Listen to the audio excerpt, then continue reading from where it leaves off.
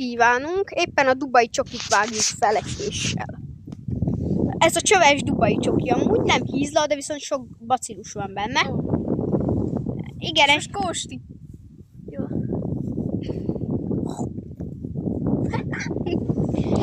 Nagyon finom volt. Én is megkóstoltam amúgy kis ideje, szerintem isteni volt. Kira arc. A face-reveal után már nem meri bevállalni az arcát.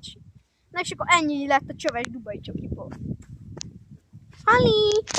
Hát, srácok, igen. Rájöttünk, hogy ezek teljesen hülyék. Hát megint azt hitték, hogy ebben majd lájkokat szereznek.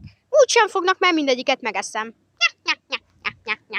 Srácok, közben van egy kis baj, mert itt van a cápadémon. Itt van a cápadémon. Cápadémon! Ez lesz a cápadémon! Srácok, közben... Igen. Itt van. Emlékszettek, amikor a pókember ugrált itt? Megtaláltuk közben a pókember helyeit, hogy hol ugrált.